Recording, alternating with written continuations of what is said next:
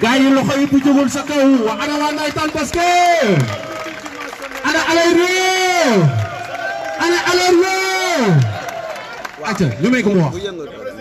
bonjour tout le monde. Je remercie, bon on va parler en français comme ñaari bi on va parler en français après wolof. Je remercie tout le monde d'être là yéen ñëpp en commençant par quand on rendait hommage aux anciens Rufisquois depuis Doudou Sène, on a omis un seul nom, c'est le président Mbaye Ndoye. Donc Rufisque n'a que des enfants pour moi qui sont dignes parce que partout où l'on part, ce que l'on réclame, c'est notre Rufisquoisité. Partout où l'on part, on reviendra ici à Rufisque, on est des Rufisquois. Donc, il faut qu'on le sache. Donc qu'on mette Mbaye Ndoye et d'autres personnes. On remercie les honorables, le député Seydou Diouf, qui, de par sa position, aurait pu se contenter d'un appel parce que il a une position délicate aussi bien à l'Assemblée qu'à la Fédération et il a pris le soin et le courage de venir nous accompagner, nous ses jeunes frères. Et son accompagnement ne date pas d'aujourd'hui. Il date de plus de 10 ans pour ceux qui ne le savent pas. La relation que j'ai avec le président Seydou Diouf, l'honorable Seydou Diouf, le grand frère Seydou Diouf. Honorable Saram, la mairie, nos frères, à moi, Pape Mass, Laxaat ñoom fu ñu leen gis rek ñun dañuy gën a ñeme sans compter les doyens Meng, Samb, directeur technique Koulim Dioum, tout TFC, vous les supporters, c'est vous TFC. Parce qu'au sortir du comité exécutif, beaucoup de gens me demandaient de prendre l'engagement de respecter cette décision. J'ai dit, je ne peux pas. Je ne peux rien signer. Même si vous mettez un couteau sur la gorge, je ne peux rien signer parce qu'il faut que je retourne à Rufisque et que je consulte les Rufisquois. Donc ça, c'est ce qu'on dit, le respect. Même si on est président, yéen a mon équipe. Teungueth FC appartient à tout le monde. Je veux dire, l'équipe est arrivée à un niveau, moi je ne la contrôle pas, c'est votre équipe. On fera ce que vous voudrez. Inch'Allah Rabbi. Maintenant, il y a beaucoup d'incohérences qui ont eu dans cette décision. Beaucoup de gens peuvent dire il est à la fédération. Être à la fédération, à la ligue, ça ne veut pas dire que vous décidez, c'est des votes. On est majoritaire ou vous êtes minoritaire. On ne va pas rentrer dans le système des votes. Il n'y a pas de système établi ou de coup d'État ou quoi que ce soit.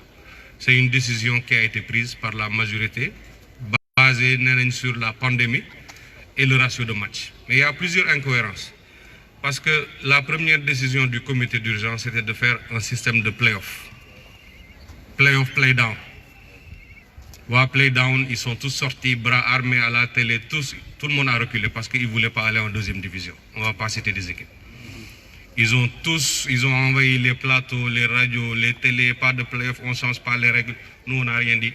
Et par esprit de solidarité, j'ai dit, donnons le titre au premier et au deuxième. Ça aurait été deux autres équipes, j'aurais dit la même chose. Donnons le titre aux deux premiers. Faisons monter la Linguère et Ouakam. Jouons à 16 parce qu'au Sénégal, on ne joue pas assez de matchs. Ça a toujours été ma position. Peut-être j'aurais dû être plus égoïste et défendre la position du comité d'urgence qui parlait de play-off. Parce que quand on parlait de play-off, 6 matchs rek la ñu waroon jouer. Et ci 6 matchs yooyu, les 5 devaient être ici à Ngalandou Diouf. Les 5 devaient être ici à Ngalandou Diouf. Il aurait fallu une seule victoire pour qu'on prenne ce championnat. Une seule victoire. Parce que ceux qui sont derrière, en 5 matchs, 6 matchs, ils ne peuvent pas gagner les 6. À 4 jours, et ils ne pourront jamais nous rattraper à plus 16, plus 12. Il faudrait qu'on perde 5 matchs d'affilée, 4-0. Et qu'eux ravagent tout le monde. Et qu'on perde nos 6 matchs. Ce qui était impossible. Il aurait fallu juste qu'on gagne un match. Donc quand on parle de ratio insuffisant de matchs là, quand on aurait dû faire les playoffs, le critère de ratio n'existait pas. Donc on change les dés, c'est-à-dire le critère, le premier aujourd'hui c'est la pandémie. Lolo koko wax do am lu mu la waxati. Mas mi ñun ñep on est solidaires. Mais quand on dit ratio de critères de match dans les playoffs, Teungueth n'avait pas besoin de ces playoffs, 6 matchs. ñaari match wala mënoon a def sax peut-être 2 matchs nuls parce que ñeneen ñi dara wóorul na qu'ils vont gagner. Ils sont à 12 points derrière. Donc le critère de ratio de match, c'est juste un terme qu'on utilise.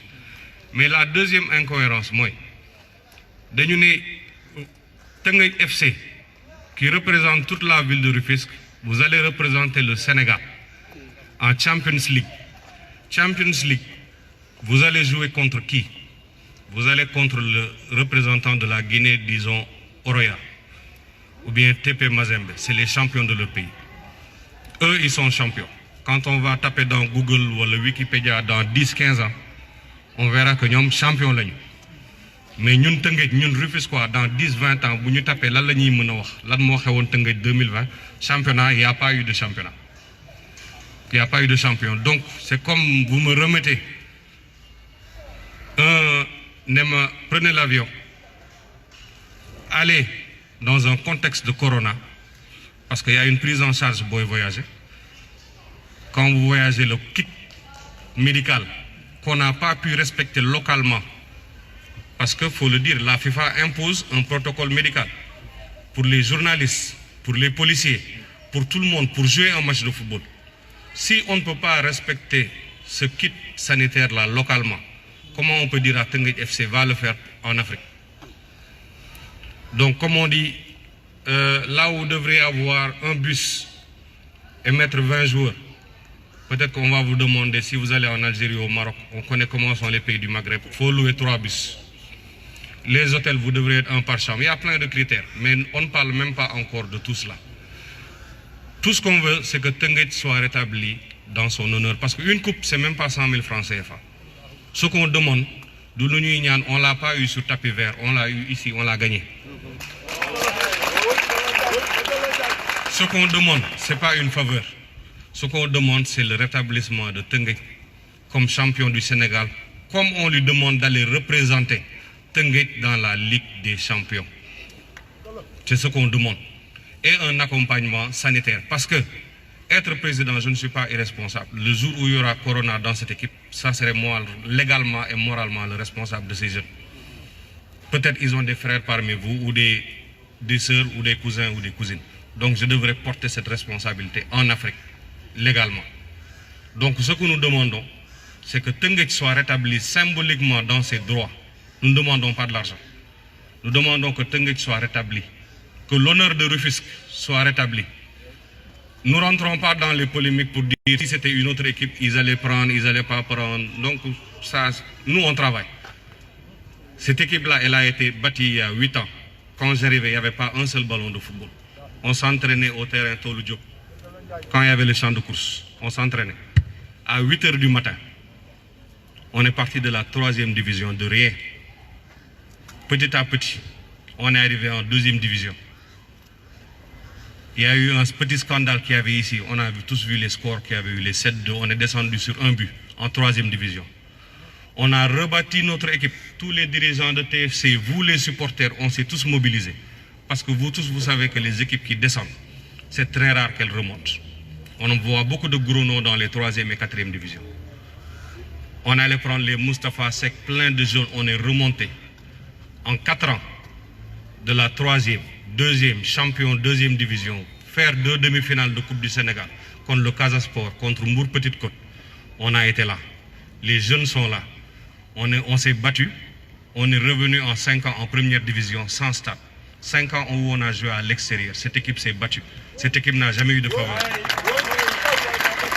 En 5 ans, ce qu'on a fait, il y a beaucoup d'équipes au Sénégal. Moi, je leur mets au défi de mettre leur palmarès sur la table. Les grandes équipes, il y a beaucoup d'équipes qui ont 4 ans, qui en 5 ans n'ont pas fait ce que Teungueth a fait. Ça, c'est des faits.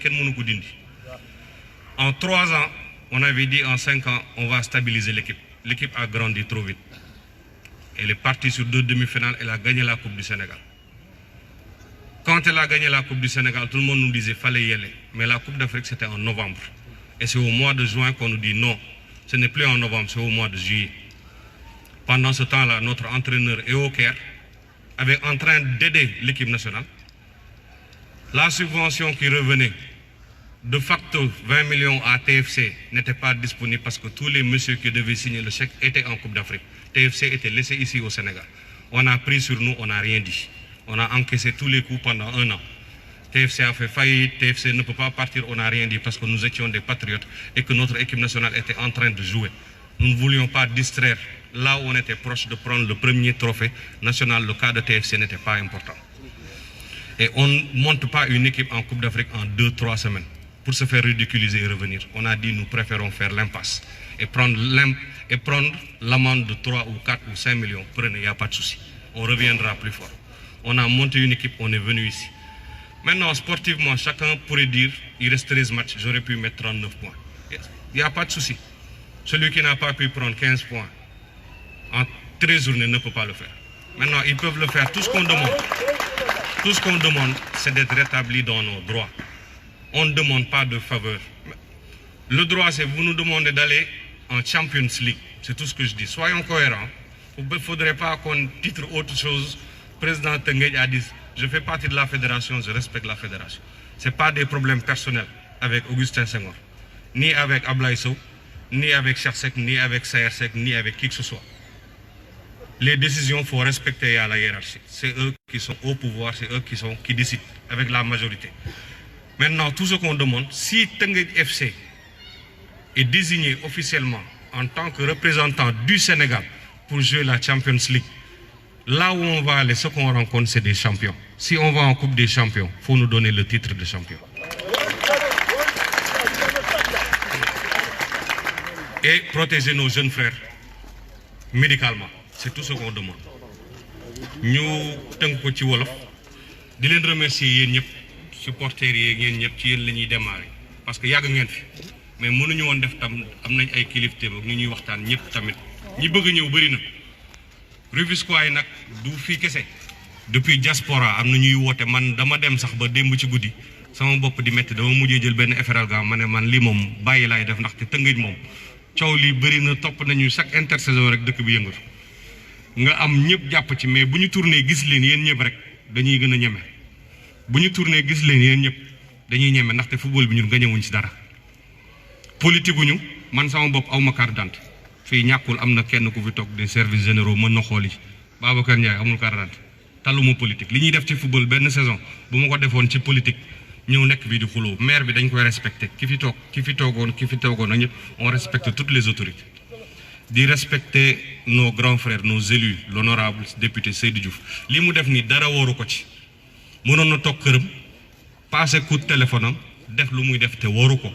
du joxe 1 franc parce que dafa am cër ci man du lolu ci pétrole bi la démarré depuis 10 ans biñuy jox fi yaakar 15 millions may sponsorisé en tant que directeur mom moko topato mom mo ñew né Tëngéej day dem Coupe d'Afrique Babacar société pétrolière yi fi né lan ngeen mëna def ñu génné 15 millions en tant que fils de Rufisquois ñu jox ko yaakar bu muy def mom moko lijeenti parce que bobu man xamaguma wa yaakar donc buma ñëmé football Seydou Diouf ci ñu ñëmé lolu bokk tamit ak suñu doyen salam yag nañu suñu kilifa lañ dañuy wax ak suñu yaay ak suñu pap doyen Meng kulim djoum nak ak ñi fi nek la mairie sen ñaa bima mairie bi woyé ci pétrole bi dama né ko Tëngéej normalement corona woru ñu ñëw mais bu Tëngéej soxlo ku xam dara ci ben pétrole wala ci conférence de presse damay bayyi limay def yépp ñëw lolu bi Tëngéej soxlo ñun ñu expliquer wa Tëngéej lan mo nek ci pétrole bi ndax té man football du sama liggéey football lu ñu bëgg la depuis bu ñuy xalé depuis taw këri kaw këri suuf jokul ngañ samba fu ne lañu maggé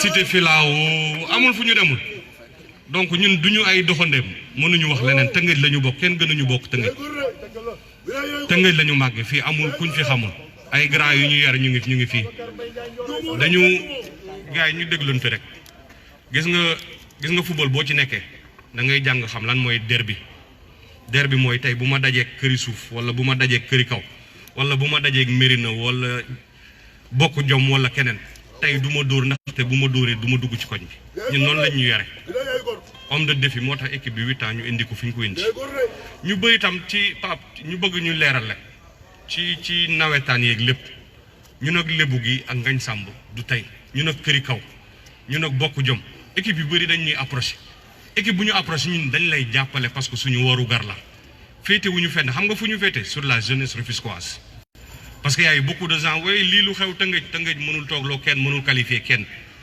lebu gi deful dara kenn jëndu ko ngañ samb deful dara ñoo ñëpp ay ñun ak ñom ay frère lañ ñom ñoo mom TFC Boko Jom Mérina Thiawlène Diamaguène équipe yëpp benn lañu ñun ay doomu Tëngéej lañ Rufisquois il faut yéen il est temps maintenant yéen a moom combat bi ñu unir autour d'un idéal parce que Rufisque lu ñuy wax canal ba oos na lii xew na Diamniadio xew na il est temps nag Rufisquois yi wane seen bopp ne ñun am nañ lenn lu ñu mën a booloo li ñu mën a booloo nag mooy ku nekk dindi mën a lii cause bi c'est la cause de Rufisque tout ce qu'on demande li ñuy laaj mooy fédération ci wolof daf ñu ne demal nga représenter le Sénégal drapeau vert jaune rouge dëkk bi la nar doon ji waaye booy dem ñi ngay dajeel ñoo jël seen raaya dëkk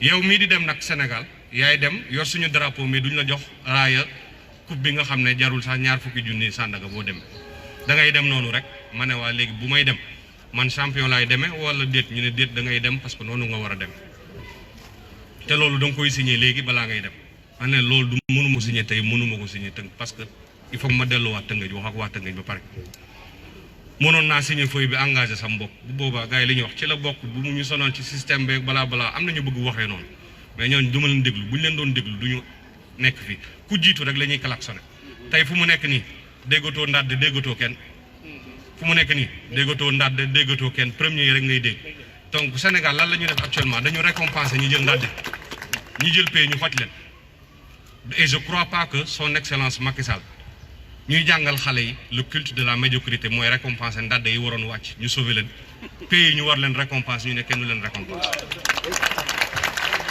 donc di leen gërëm di leen sant mooy li ñuy laaj daal pour bañ a guddal mooy c'est simple xeexuñoo kenn du guerre contre Mademba ak Massamba ak APR ak PDS ak PS li ñuy laaj mooy dañuy dem Coupe d'Afrique Ligue des champions kan moo fay dem mooy ñi jël champion jox ñu dem champion nit dina wax waaw yow bu ñu la joxee champion ndax de kuy laaj champion c'est pour dem jëli championnat boobu kuy laaj jox ma titre champion c'est pour aller participer buñ ma wax waxu daaw suñu entraîneur nekku fi woon mu ngi doon dimbali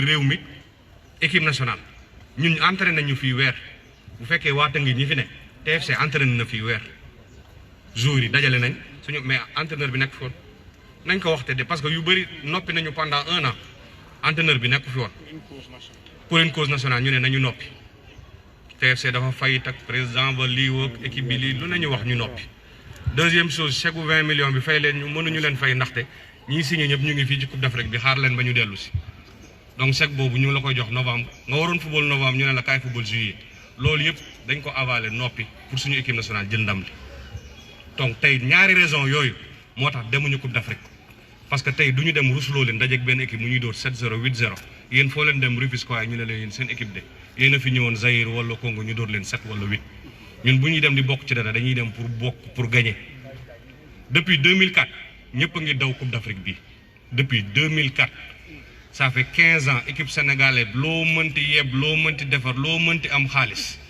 équipe bu Sénégal laa wax depuis 15 ans mooy fukki at ak juróom ku jóg song làmb jooju benn tour ngay def ñëw daanu dem 2e division ñun ñu analyser ne lii yenuwul maana nañu toog ñu xaar ñu defaru bi ñu defaroo mooy résultat yi ñu wane nii donc ñun dañ ne nañu jox li ñu moom jox ñu li ñu fi nga ma yónni ma dem fa paas bi na mët fi nga ma yónni ma dem fa ne ma demal ma fële na paas bi mët te bu paas bi mëtee dugal ma ci oto bu am carte grise mooy dugal ma ci oto bu am assurance ak lépp mais doo ma dugal ci oto bu amul assurance amul carte grise amul dara may romb policier yi muy corona ñu ñuy jàpp yéen ñëpp seen rakk ak seen doom yi ñu ciy def duñ ko nangu donc ku may yónni da nga may yónni jox ma paas bu mët pare dugal ñu ci assurance sanitaire boo xam ne xale yi dañ leen di mën a protéger ndaxte Coupe d'Afrique gu corona du Coupe d'Afrique bu simple foo waroon jël benn néeg dugal fa ñaari joueur naar yi dinañ la ne néeg bi ku nekk néeg bu nekk benn joueur a fay tëdd foo waree fay 50 000 dugal fa ñaar ba ñetti jours léegi ñetti néeg ngay jël muy 150 000 nga war ko def 40 tests ak ñi lay gunge ñëpp loolu rek romb na 30 millions du 20 millions yi ñuy wax 20 millions yëngalul TFC benn hivernal weeru hivernal 15 millions la donc bu ñu joué ci chiffres yi 15 ak 10 ak 20 donc li ñuy ñaan rek mooy lépp ñu def ko ci respect ñu jox ñu suñu titre protéger ñu médicalement li ñëpp di daw depuis 2004 ñun dañuy dem ñu ñeme ko te dinañ fa dem incha allah dinañu romb première vague. Voilà, merci Babacar, le président de Teungueth Football Club. Go. ma jang de mat bu ya jende bo ma fa bu ya sen jangul bi ala ci mala jey sa bay